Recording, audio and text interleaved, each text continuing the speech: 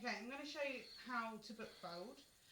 All you need is a book with the right amount of pages in, or at least that amount of pages, a ruler.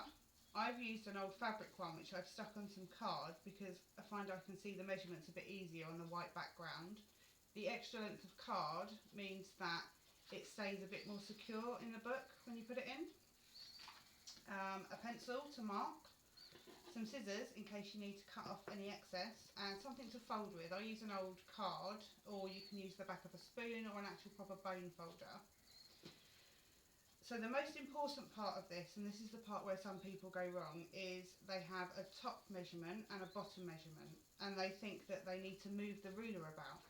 But the trick is you keep it where it is. Always keep it, line it up with the top here, with the top of the book. So for this pattern, my first measurement is 8.8, so I'm going to put a little mark at 8.8 and then another one at 9.4. Now normally I would go through the whole book and do all the measurements and then go back and fold it, but I'm just going to show you how to do it now. So I use my card to line it up to make sure I get it to the right point, and you fold the paper down for your top one to a 90-degree angle, and then use the card to score it across to give it a really crisp edge. And then again for the bottom one comes up. So you're going to get a nice crisp edge, which will give you a nice finish to the actual pattern.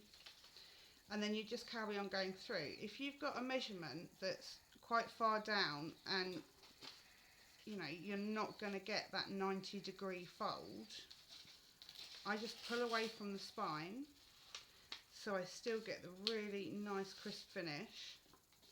And then with this excess piece here, if you left it in, it would mean that between some of the folds there's an extra sheet which is going to distort the pattern a little. So you can either trim it with a pair of scissors, or I tend to score it and then just pull it off. You can use a craft knife, but just be careful because they're actually quite sharp and they can go through several pages at once. So then you just carry on going through, folding the whole book. When you're finished, I find that I like to squeeze the book a little. So I'd wrap it with elastic bands or maybe sit on it for a little while, just so that it's all equally squished.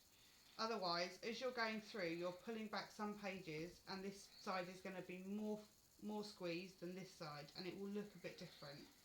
So the idea is a few elastic bands around it, maybe for a couple of hours or so, pop it under the sofa, and then when you're finished, you've got a nice even pattern. Okay, I hope that helps.